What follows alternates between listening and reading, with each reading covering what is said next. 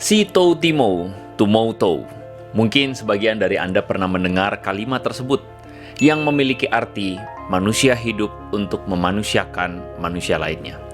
Kalimat tersebut merupakan buah pemikiran dari salah seorang Kristen asal Sulawesi Utara yang berperan di dalam perjuangan kemerdekaan bangsa Indonesia, yaitu Dr. Sam Ratulangi. Nah, pada video ini saya akan menjelaskan bagaimana kalimat tersebut tidak sekadar berhenti pada pemikiran saja, tetapi dituangkan di dalam berbagai bentuk kontribusi yang nyata dari Sam Ratulangi bagi Indonesia, negara kita bersama.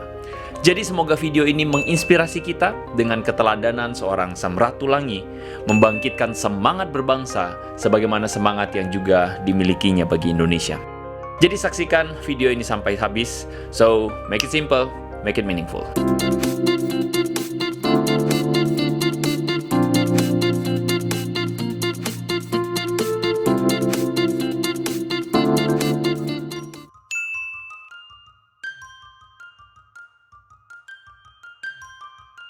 Gerungan Saul Samuel Jacob Ratulangi atau disingkat GSSJ Ratulangi atau yang lebih dikenal dengan panggilan Sam Ratulangi lahir pada tahun 1890 di Tondano, Minahasa, Hindia Belanda.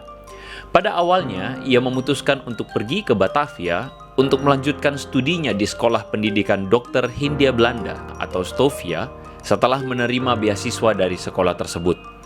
Namun ia kemudian berubah pikiran dan akhirnya memilih untuk menimba ilmu di Koningen Wilhelmina School atau KWS Batavia sampai pada tahun 1908. Ini, by the way, adalah sekolah yang sama dengan tokoh historical issue sebelumnya, Friedrich Silaban. By the way lagi, sekolah-sekolah yang tadi saya sebutkan merupakan hasil dari penerapan politik etis yang diterapkan oleh pemerintah Hindia Belanda sebagai kebijakan etis, yaitu balas budi terhadap sumber daya alam yang sudah diambil oleh pemerintah Hindia Belanda. Dan by the way lagi, politik etis tersebut adalah hasil dari pemikiran Abraham Kuyper, seorang pendeta, seorang teolog, sekaligus negarawan Belanda. Dan ini adalah kontribusi kekristenan secara tidak langsung yang memungkinkan lahirnya generasi terdidik, putra-putri bangsa Indonesia. Data sejarah mengenai hal ini dapat Anda saksikan di dalam ulasan saya sebelumnya, yaitu jejak kekristenan di dalam pergerakan kemerdekaan Indonesia.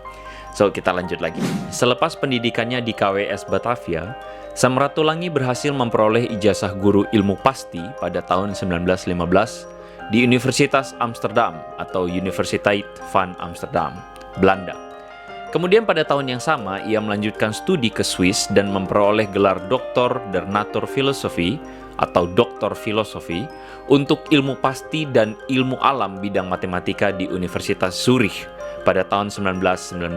Dengan demikian, ia merupakan orang Indonesia pertama yang meraih gelar doktor pada bidang tersebut.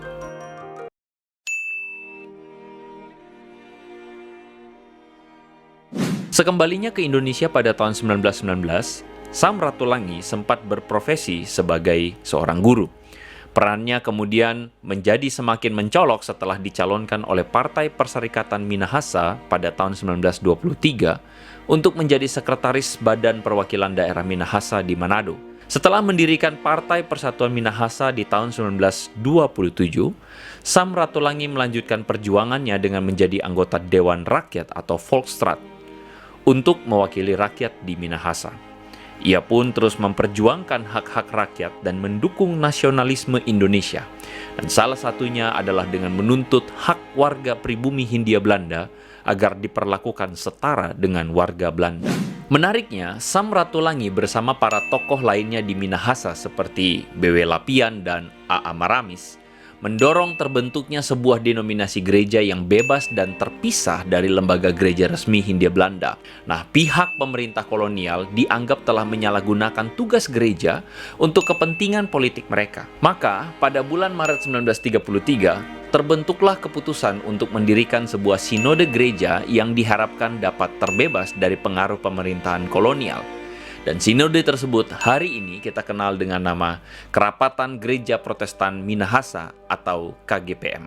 Akan tetapi perjuangannya di Volksraad harus terhenti pada tahun 1937 ketika ia ditangkap oleh pihak pemerintah kolonial karena pandangan politiknya dan dipenjarakan selama beberapa bulan di Sukamiskin, Bandung.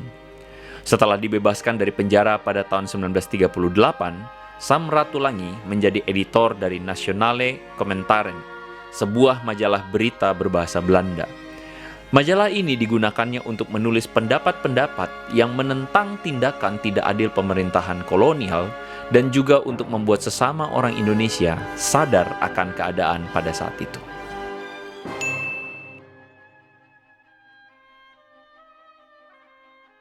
Pada saat Jepang mendarat di Indonesia, banyak tentara kolonial Belanda atau yang dikenal dengan Kenil ditangkap sehingga membuat banyak keluarga mereka terlantar. Sam Ratulangi juga ikut berpartisipasi di dalam upaya bantuan keluarga tentara kolonial Belanda tersebut. Kemudian, pada tahun 1944, ia dipindahkan ke Makassar, Sulawesi Selatan, untuk menjadi penasihat pemerintahan militer Angkatan Laut Jepang di Indonesia Timur. Akan tetapi, Sam Ratulangi menggunakan momentum tersebut untuk mendirikan sebuah organisasi bernama Sumber Darah Rakyat atau Sudara pada Juni 1945. Organisasi ini bertujuan untuk mempersatukan semangat rakyat untuk segera mencapai kemerdekaan, mengingat pada saat itu posisi Jepang sudah sangat terdesak akibat Perang Dunia Kedua. Nah, tidak lama berselang, tepat pada tanggal 7 Agustus 45, Sam Ratulangi kemudian tergabung di dalam Panitia Persiapan Kemerdekaan Indonesia atau PPKI, yang bertugas untuk mempersiapkan kemerdekaan Indonesia. Pada rapat yang dilaksanakan oleh PPKI ini, terbentuklah Undang-Undang Dasar Republik Indonesia serta pengangkatan secara aklamasi Soekarno dan Muhammad Hatta sebagai Presiden dan Wakil Presiden Indonesia. Melalui rapat PPKI ini juga dilakukan pembagian wilayah-wilayah administratif Indonesia yang terdiri dari 8 provinsi dan Sam Ratulangi diangkat menjadi gubernur dari salah satu provinsi, yaitu Sulawesi.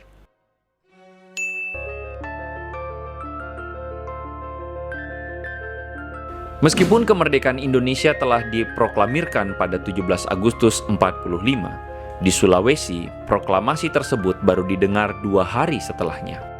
Dikutip dari biografi yang dibuat oleh Sutrisno Kutojo, Gubernur Sam Ratulangi mengumumkan secara resmi proklamasi kemerdekaan Indonesia dengan membacakan kembali bunyi naskah proklamasi di hadapan pemuka-pemuka rakyat di Sulawesi pada 19 Agustus 45. Meski naskah kemerdekaan baru saja dibacakan, perjuangan Sam Ratulangi baru dimulai. Kondisinya terhimpit oleh serangan tentara Jepang yang baru kalah serta datangnya serangan dari pasukan sekutu di bawah pimpinan Brigadir Jenderal Australia Ivan Doherty yang tiba pada September 45. Doherty ditunjuk sebagai gubernur militer oleh pimpinan sekutu dan kedatangannya itu melibatkan unsur pemerintah sipil Hindia Belanda dan Knil yang siap untuk menguasai kembali negara Indonesia yang telah merdeka. Dengan masuknya kembali kekuatan asing tersebut, Sam Ratulangi mendapatkan dukungan dari raja-raja adat di Sulawesi, termasuk dari Kesultanan Bone dan Kedatuan Luwu yang menyatakan dukungan kepada republik yang baru didirikan. Sam Ratulangi pun menempuh jalur diplomasi, dan dia bersama-sama dengan 549 pemuka Sulawesi menandatangani petisi Ratulangi dan mengirimkannya ke Perserikatan Bangsa-Bangsa. Petisi itu menyatakan kepada dunia internasional bahwa Sulawesi adalah bagian yang tidak terpisahkan dari Indonesia. Namun, pada 5 April 46, Sam Ratulangi dan beberapa stafnya ditangkap dan ditahan oleh polisi militer Belanda. Mereka dipenjara selama 3 bulan, kemudian diasingkan ke Pulau Serui di Papua.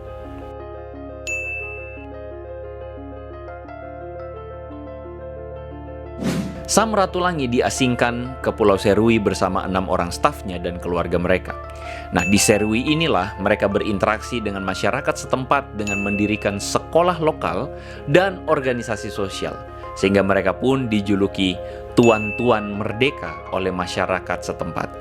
Oh iya, semasa berada di dalam pengasingan di Serui, Sam Ratulangi bertemu dengan seorang yang bernama Silas Pepare, seorang tokoh yang memperjuangkan kemerdekaan wilayah Papua dari kolonial Belanda, serta penyatuan Papua ke dalam wilayah Negara Kesatuan Republik Indonesia. Pertemuan inilah yang membuat Silas mendirikan PKII atau Partai Kemerdekaan Indonesia Irian sebagai bentuk perjuangan untuk menyatukan Papua dengan Negara Kesatuan Republik Indonesia. Usai perjanjian Renville pada tahun 1948, Belanda melepaskan Ratulangi dan rekan-rekannya. Mereka kemudian dibawa ke Yogyakarta yang merupakan ibu kota Indonesia pada saat itu. Sam Ratulangi kemudian ditunjuk oleh Presiden Soekarno sebagai salah satu anggota delegasi Indonesia di dalam negosiasi dengan Belanda. Namun, Jogja kemudian dikuasai oleh Belanda dan para pemimpin Indonesia termasuk Soekarno-Hatta diasingkan ke Pulau Bangka. Sam Ratulangi ditangkap kembali oleh Belanda pada Desember 1948. Dia kemudian dibawa ke Jakarta pada tahun 1949 dan hendak dipindahkan ke Bangka. Namun karena masalah kesehatannya, dia diizinkan tinggal di Jakarta sebagai tahanan rumah. Sam Ratulangi akhirnya menutup usia pada Juni 1949 di Jakarta. Jenazahnya kemudian dibawa pulang ke kampung halamannya di Tondano untuk dimakamkan. Dan sebagai bentuk penghormatan terhadap jasa-jasa dari Dr. Sam Ratulangi, pada bulan Agustus tahun 61, ia dianugerahi gelar Pahlawan Nasional Indonesia oleh Presiden Soekarno. Ia juga menerima secara anumerta Bintang Gerilya pada tahun 1958, Bintang Mahaputra Adi Pradana pada tahun 60, dan Bintang Satya Lencana pada tahun 61. Nama Sam Ratulangi pun dipakai di berbagai tempat, mulai dari nama jalan, nama bandara, hingga universitas.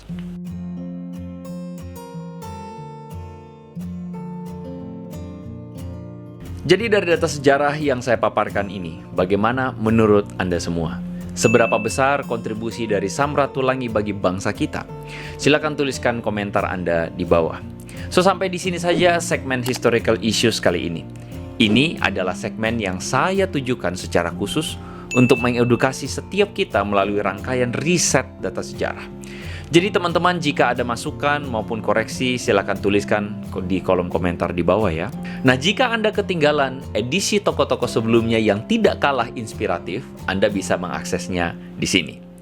Nah, saya harap riset ini boleh mencerahkan kita dan menolong kita untuk berkontribusi positif bagi masyarakat luas dan kemajuan bangsa kita. Kita ketemu lagi di video berikutnya. So, make it simple, make it meaningful, make it pleasure.